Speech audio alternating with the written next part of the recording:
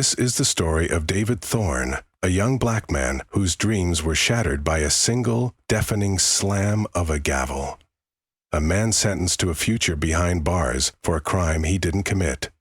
But what happens when the very judge who condemns you starts to question everything?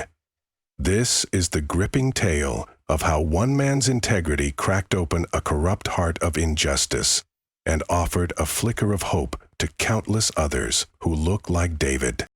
In the bustling city of Sterling, the air in courtroom 3B wasn't just thick with summer heat, it was heavy with the palpable weight of a life about to be irrevocably altered. Every eye, every hushed breath, was fixed on Judge Elias Vance, a man whose very presence commanded an almost reverent silence.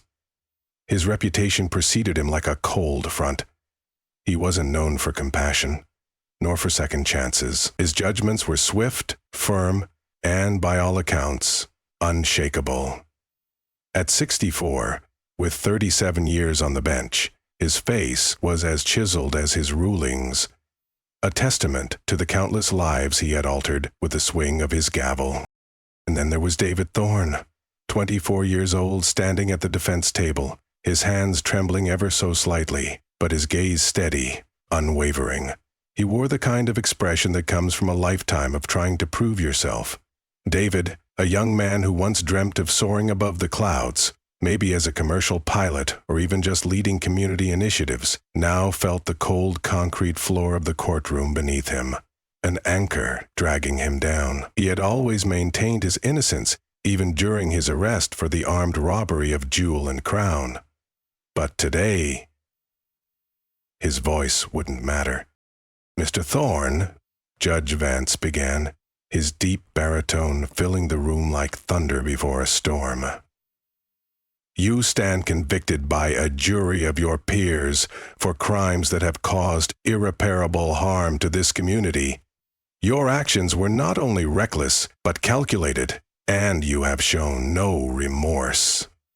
In the back row, a stifled sob escaped Maria Thorne, David's mother. She had begged the court to see him as more than just a case number, to consider the boy she had raised, the boy who once sketched airplanes in his notebooks and volunteered at the local youth center. But the evidence had spoken louder. Eyewitness accounts, grainy surveillance footage, and an anonymous tip that had sealed his fate. "I hereby sentence you to 65 years in state prison," Judge Vance declared, his gavel striking the oak block. The sound echoed, final and absolute. David stood motionless, his lips pressed into a thin line, as if holding back words he knew would never change anything. The room erupted, gasps, whispers, the hurried shuffle of reporters jotting notes. But for David, the world had gone silent. He turned to look at his mother one last time before being led away, his shackled footsteps fading down the hall. Judge Vance returned to his chambers, shutting the door against the lingering noise. He poured himself a cup of black coffee, staring into the swirling liquid as if it held some answer. The day had been long, but justice, as he saw it, had been served. Or so he thought. Little did he know, the truth he had just buried would soon come clawing its way to the surface, refusing to stay hidden. The trial had been one for the books. Local news outlets dubbed it the Thorne robbery case, and it dominated headlines for weeks. It was a spectacle, a masked gunman storming into Jewel and Crown on a busy Tuesday afternoon, making off with over $200,000, 0 cents in stolen goods. David, a part-time mechanic with no prior criminal record, had been arrested 2 weeks later. The prosecution painted a damning picture, connecting him to stolen goods recovered from a storage unit registered under his name. David's court-appointed defense attorney struggled against the mountain of evidence. There were fingerprints found on the weapon left behind at the scene. Still, David maintained his innocence. "I didn't do this," he told the jury. "I wasn't anywhere near that store. I've never even touched a gun." His alibi, a claim he was working a double shift at the auto shop, crumbled when his boss couldn't verify his whereabouts for the full day. For the victims and their families, there was relief. For David and his mother, devastation. The system had spoken, and it was unforgiving.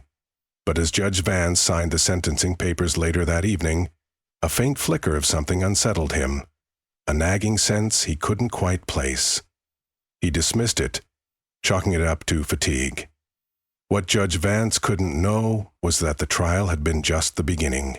The real story was waiting for him, hidden in plain sight. And it was about to change everything. Judge Vance hadn't slept much since that day. The faint flicker of unease, that nagging sense he couldn't quite place, had only grown. His mornings now began with stacks of legal documents, and his nights ended with a notebook full of hastily scribbled notes. Retirement had been on his mind lately, but tonight there was work to be done. A new case involving police misconduct had landed on his desk, and the allegations were serious enough to warrant extra attention. As he thumbed through the documents, something caught his eye. An evidence log from a prior, seemingly unrelated investigation. At first, it was just a passing glance, a meaningless detail in the sea of paperwork. But then, a name leapt out at him. David Thorne. Vance sat back in his chair, frowning. It wasn't unusual for names to resurface in unrelated cases, but this felt different. His pulse quickened as he flipped the page. The log detailed the inventory of a police evidence locker, listing items confiscated during a separate robbery investigation that had taken place around the same time as the Jewel and Crown case. One item stood out, stark against the sterile text: a gun. The description matched the weapon used in the robbery for which David had been convicted. But here's the crushing problem. This gun hadn't been submitted as evidence during David's trial. In fact, it hadn't been mentioned at all. Vance leaned forward, the weight of his discovery pressing down on him. He cross-referenced the serial number with the trial document still fresh in his memory. It was an exact match, same make, same scratches on the barrel. But the report claimed this very gun had been seized during an unrelated arrest 2 days after the Jewel and Crown robbery. How is that possible? He muttered under his breath, his heart racing as he pieced together the implications. If this gun had been in police custody, it couldn't have been used in the Jewel and Crown robbery. And if it wasn't the weapon, then whose fingerprints were on the one left at the scene? He couldn't shake the feeling that something was off. Vance had spent decades navigating the labyrinth of the legal system, and he knew how easily critical details could be buried. But this wasn't a mistake. It felt intentional. Determined to get answers, he requested the full case file for the unrelated robbery. It arrived the next morning, a thick folder brimming with police reports, photographs, and witness statements. The deeper Vance dug, the more the threads began to unravel. The arresting officer in the unrelated case was the same detective who had testified during David's trial, Detective Marcus Black. And then there was the anonymous tip. Vance had barely given it a second thought during the trial, but now it seemed glaringly suspicious. He requested a subpoena for the Tiplin records, his unease growing with every passing hour. When the documents finally arrived, Vance's blood ran cold. The call hadn't come from a random citizen. It had originated from a burner phone registered under the same detective's name, Marcus Black. The walls of his office seemed to close in as the realization hit him. David Thorne had been set up. The evidence had been manipulated. The testimony orchestrated. Vance's stomach churned as he thought about the 65-year sentence he had handed down. The shattered life of a young man who might have been innocent all along.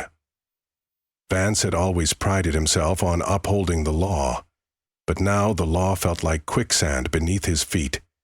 He knew what had to be done, but the path forward was fraught with peril. As the weight of his discovery settled, Vance made a choice. He would dig deeper, no matter the cost. The truth demanded it, and he wasn't about to let it slip away. This wasn't just about David Thorne anymore. It was about the very foundation of justice. He was about to embark on a journey that would challenge everything he believed in, and reveal a darkness he never imagined existed within the very system he served. The whispers of doubt had grown into a roar in Judge Vance's mind. He knew, with a certainty that chilled him to the bone, that David Thorne was innocent. But knowing wasn't enough. He needed proof, irrefutable, undeniable proof that would expose the rot within the very system he had sworn to uphold. And for that, he needed help. He thought of only one man, Samuel Sam Miller, a retired investigator with a reputation for sniffing out corruption. Wasn't easy to find. But Vance tracked him down to a dimly lit diner off Highway 101, a place where the coffee was strong and the secrets were stronger. Sam, his face etched with years of battling shadows, listened intently as Vance laid out his discovery. The mismatched gun log, the burner phone, the chilling implications. Sam's initial skepticism, born from years of cynicism, slowly gave way to a grim realization. "This isn't just negligence, Elias," Sam said, pushing his coffee cup aside. "If what you're saying is true, someone went to great lengths to make sure that kid took the fall. Someone powerful." What followed was a painstaking, relentless deep dive into the archives of the Sterling Police Department. It wasn't glamorous work. It was hours spent poring over dusty files, cross-refreshing dates, names, and case numbers. They uncovered a horrifying pattern. Falsified reports, missing evidence logs, and witness statements that had been meticulously altered to align with the prosecution's fabricated narrative. It was like peeling back layers of an onion, each one revealing a more unsettling truth. They found reports where crucial details were omitted, others where timelines had been inexplicably shifted, and even some that seemed to have been rewritten entirely. The scale of the deception was staggering, suggesting not just a rogue officer, but a systemic problem. Their most crucial lead came from a store clerk who had initially identified another man as the suspect in the jewel and crown robbery, only to later change his statement to implicate David. Sam, with his old-school tenacity, tracked the clerk down to a dilapidated apartment on the outskirts of town. The man was a shell of his former self, trembling as he recounted the coercion he'd faced. "I didn't want to do it," he whispered, his voice barely audible. "But Detective Black, he pressured me, said if I didn't, I'd be arrested for obstruction, that they'd make sure my family lost everything. I didn't have a choice." The clerk's eyes, filled with fear and remorse, confirmed Vance's worst fears. This wasn't just sloppy police work. It was a deliberate, calculated frame-up. It was a stark reminder of how easily ordinary people can be crushed when faced with the immense, unchecked power of authority. Affected by out. My obvious sense of paranoia. But the ultimate breakthrough came in the form of a digital footprint. Sam, utilizing his network of tech-savvy contacts, managed to recover deleted emails from Detective Marcus Black's police account. As Judge Vance read the contents, a cold fury gripped him. One email, chillingly concise, was addressed to the district attorney. It detailed a plan to ensure a conviction in the jewel and crown case, complete with a list of fabricated evidence and doctored witness statements. It even outlined how to manage uncooperative witnesses. Attached, Sam pointed out, his finger hovering over the screen, was a list of fabricated evidence and doctored witness statements. The entire script, Elias. He wrote it all. The truth was laid bare, ugly and undeniable. This wasn't just a mistake. It was a monstrous injustice orchestrated by someone who had sworn to protect. Judge Vance felt a surge of nausea, followed by a burning rage. The system he had devoted his life to was in parts rotten to its core. Black wasn't just corrupt. He was a calculated criminal hiding behind a badge. Vance knew what he had to do. The fight wouldn't be easy. Detective Black had powerful allies within the department, and going public could cost Vance everything. His career, his reputation, even his safety. But the image of David Thorne's haunted eyes, the silent plea of his mother, burned in his mind. The web of corruption was vast, but Vance was determined to unravel every single thread, no matter the cost. He was ready for the fight. The screen glowed with Detective Black's incriminating email. a cold, hard truth that pierced through Judge Vance's very core. The system he had devoted his life to, the very foundation of justice he believed in, was not just flawed, it was rotten, corrupted by the very individuals sworn to uphold it. For a moment, the weight of it all threatened to buckle him. The sheer audacity, the premeditated malice of it, framing an innocent young man, stealing 65 years of his life just to cover up a heinous crime. But despair was a luxury he couldn't afford. The ghost of David Thorne's silent, pleading eyes spurred him on. Vance wasted no time. With Sam Miller by his side, they assembled the irrefutable evidence, the tampered gun log, the burner phone records, the coerced witness testimony, and finally, the smoking gun, Marcus Black's own incriminating emails.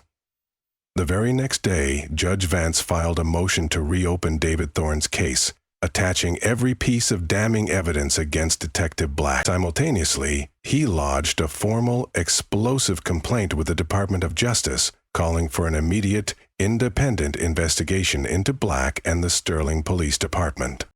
The motion sent shockwaves through the courthouse, rippling outwards like a tremor. Judge Vance, once a pillar of the legal community, suddenly found himself an outcast. Colleagues he had known for decades now avoided his gaze, their faces etched with a mixture of fear and disapproval. Anonymous threats began to trickle in, silent, chilling phone calls in the dead of night, then a crude, hand-scrawled note left on his car windshield. "Drop it or else." His tires were slashed. A clear, unmistakable message. The media, initially skeptical, now swarmed, questioning his motives, his sanity. "Has Judge Vance lost his mind?" one headline screamed. "A vendetta against the police?" another speculated. The pressure was immense, designed to break him, to force him to retreat into the comfortable anonymity of retirement. But each veiled threat, each whispered accusation, only hardened his resolve. He wasn't just fighting for David anymore. He was fighting for every innocent person trapped in the gears of a broken system. As the investigation intensified, a final, incredible piece of the puzzle emerged.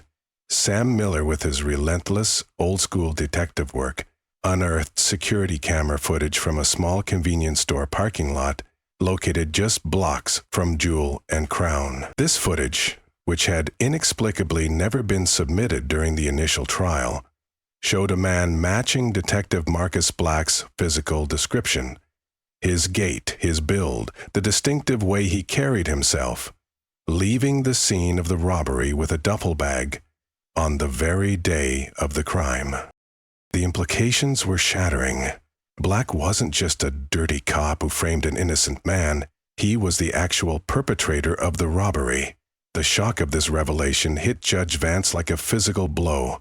The twisted irony, the audacious betrayal of public trust, was almost unbearable. He wasn't just dealing with corruption.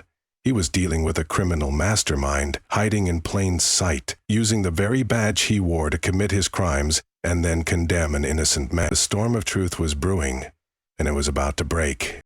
The day of the emergency hearing arrived, thick with anticipation. The courthouse buzzed with an unprecedented energy.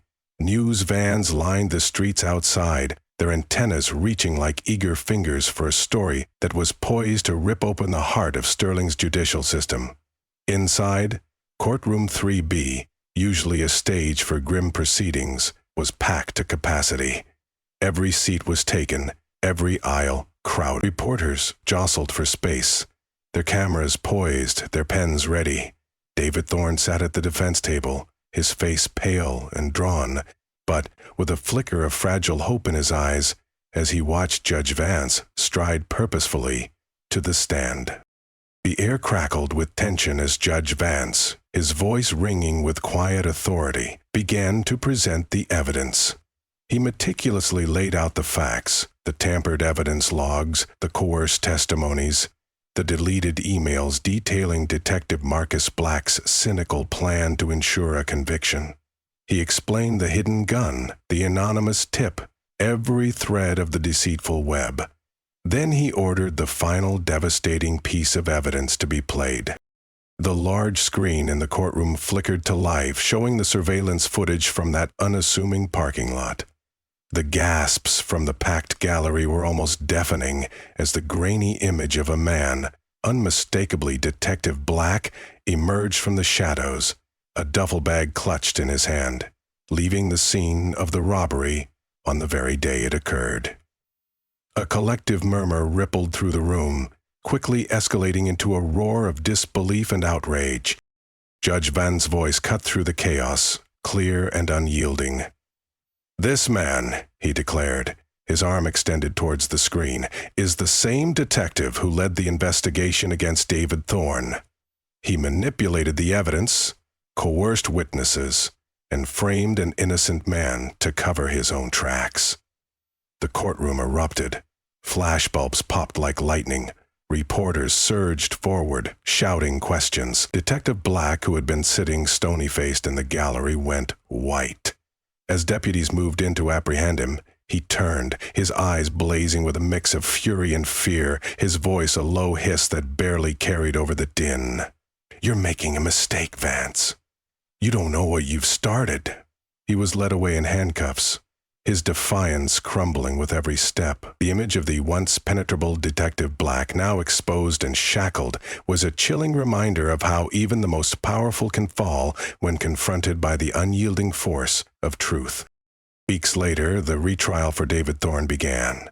The same courtroom, but a profoundly different atmosphere. This time, the truth was on trial, not David. The evidence was irrefutable. After only a few hours of deliberation, the presiding judge announced the decision. David Thorne's conviction was overturned. The state of Sterling owes Mr. Thorne a profound apology, the judge stated, his voice thick with gravity. The room erupted in applause and tears. Maria Thorne rushed forward, her face a mask of joyous relief, to embrace her son, who stood trembling, a ghost of a smile finally gracing his lips. Time seemed to stop in that moment, a decades-long nightmare finally giving way to the dawn of a new day. Judge Vance, seated quietly in the back, allowed himself a rare, small smile. Justice had finally been served, but he knew, perhaps more than anyone else in that room, that this victory, while monumental, was just one battle in a much larger war. The system had confronted one of its demons, but many more lurked in the shadows. The echoes of the gavel had faded, the cheers in the courtroom had subsided, but the journey had truly just begun. In the days that followed David Thorne's exoneration, the fallout from Judge Vance's courageous stand spread far and wide, shaking the very foundations of Sterling. Detective Marcus Black, once an untouchable figure, now faced a litany of criminal charges for his heinous actions. The independent investigation into the Sterling Police Department, initiated by Judge Vance's complaint, revealed a deep-seated culture of corruption that had gone unchecked for years. A tangled web of falsified reports, buried evidence, and manipulated testimonies that extended far beyond one rogue officer. It was a dark mirror held up to the community, reflecting uncomfortable truths about power and accountability. This harrowing case sparked nationwide calls for reform. Judge Vance's role became a rallying cry for accountability within the justice system, a beacon for those who dared to believe in integrity over convenience. He received accolades, awards, and the kind of public adoration that often comes with such a dramatic exposé. Yet despite the public praise, Vance remained introspective. He knew this victory was just one piece of a much larger, more complex puzzle. The system he had once trusted implicitly was indeed flawed, deeply so, but he also believed, with a renewed conviction, that it wasn't beyond repair. He was determined to spend the rest of his career fighting to make it better, advocating for changes that would prevent such a miscarriage of justice from ever happening again. He spoke at conferences, advised legislative committees, and became a tireless voice for reform, his moral compass unwavering. As for David Thorne, his journey was only beginning. Freed from the crushing burden of a wrongful conviction, he stepped out of prison a changed man. The years had etched lines on his face that weren't there before, and his eyes carried the weight of experience. But there was also a profound sense of purpose. He vowed to dedicate his life to helping others who had been unjustly imprisoned. He became an advocate, sharing his story with quiet power, inspiring countless individuals. His journey from despair to deliverance became a beacon of hope for those who believed in the power of resilience and the unwavering pursuit of truth. He partnered with legal aid organizations, speaking to families, offering guidance, and most importantly, providing a living testament that justice, however delayed, can still prevail. The story of David Thorne and Judge Elias Vance is a powerful, poignant reminder that justice is not infallible. It is a fragile construct, susceptible to human error and sometimes human malice. It requires vigilance, courage, and a willingness to confront uncomfortable truths, even when those truths shatter our illusions about the institutions we trust. Their story isn't just about a single wrongful conviction. It's a testament to the enduring human spirit, the fight for what's right, and the profound impact one person's integrity can have on an entire system. The story of David Thorne and Judge Elias Vance is more than just a tale of one wrongful conviction. It's a mirror reflecting the enduring, often invisible fight for justice that continues every single day. Their ordeal, though brought to light, serves as a stark reminder that the battle against injustice is never truly over. It demands our constant vigilance, our unwavering courage, and our readiness to confront uncomfortable truths, even when they shatter our most fundamental beliefs about the systems designed to protect us. How many other Davids are out there right now? Their lives stolen, their voices unheard, trapped in the gears of a broken system. Think of the countless families torn apart, the dreams deferred, the potential lost, all because a blind spot, or worse, a deliberate act of malice, went unchallenged. This story, while ending in a triumph for David, highlights a systemic issue that disproportionately affects marginalized communities. Those who often lack the resources or the voice to fight back against the immense power of the state. It's a testament to the fact that while justice can be achieved, it rarely comes easily, and it almost always comes at a cost borne by the innocent, and sometimes by those brave enough to stand for them. This isn't just a story to listen to, it's a story to learn from. It's a call to action. We, the viewers, the citizens, the community, have a crucial role to play. We must demand transparency, advocate for accountability, and support the tireless work of individuals and organizations dedicated to righting these wrongs. Because sometimes, the fight for justice doesn't end in the courtroom when a verdict is read. Sometimes, it begins there, igniting a fire in the hearts of those who refuse to let the darkness prevail. If David's journey resonated with you, if Judge Vance's integrity moved you, consider supporting organizations that work tirelessly to free the wrongfully convicted. Their work, often thankless and challenging, relies on the support of people who believe in a more just world. Educate yourself, spread awareness, and remember that every voice, every action, no matter how small, contributes to the larger movement towards a fairer, more equitable society. And if this story inspired you, if it challenged the way you see the world, don't forget to subscribe to our channel for more true stories that illuminate the human spirit, expose injustice, and inspire change. Because true stories have the power to do more than just entertain. They have the power to transform. And in the enduring fight for justice, transformation is the greatest victory of all.